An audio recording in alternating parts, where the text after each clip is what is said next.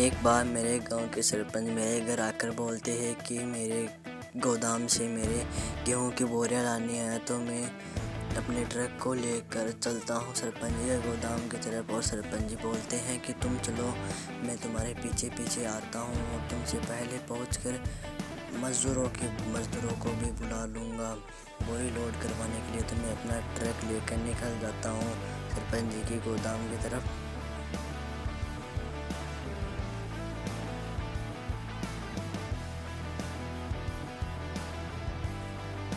और मैं शॉर्टकट रास्ता ले लेता हूँ क्योंकि बारिश का मौसम हो रहा था और सरपंच जी का गोदाम मेरे घर के पास में ही था, इसलिए मैं शॉर्टकट रास्ते चलता हूँ।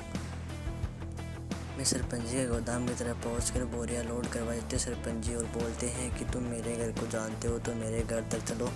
मैं मेरे घर पर आता हूँ तो मैं अपने ट्रक में बैठ कर चल देता हूँ। मेरे ट्रक में गेहूँ की बोरियां ज़्यादा होने के कारण मेरा ट्रक आगे से उछल रहा था और मेरे कंट्रोल में नहीं था।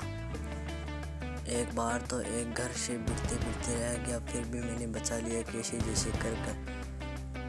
फिर मैं सरपंच के घर पर चल रहा था तो आगे रास्ते में एक पेड़ है, उससे गिरते गिरते बच गया।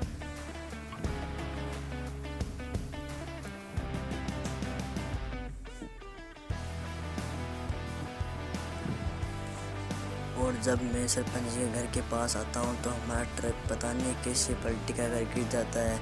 तो हम अपने ट्रैक्टर को लाते हैं और ट्रैक्टर में बोरियां लोड करवाते हैं क्योंकि सरपंच जी के घर पास में ही था, इसलिए हम ट्रैक्टर में चलकर सरपंच जी के घर की तरफ चलते हैं। ट्रैक्टर में भी बहुत बोरियां थी, इसलिए हम ट्रैक्टर को अच्छे से आराम से ले जा रहे थे। और सरपंच जी घर पर पहुँच चुके थे, इसलिए ट्रैक्टर को हमने रोका और ट्रैक्टर से हम बोरियां नीचे गिराना शुरू कर देते हैं।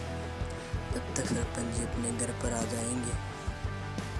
तो बारिश का मौसम बहुत हो रहा था तो मुझे जल्दी जल्दी काम करना पड़ा। और सरपंच जी बोलते हैं कि तुमने मेरा इतना काम कर दिया तो तुम्हें मेरा ये जॉन डीयर ट्रैक्टर इनाम में दे दूँगा।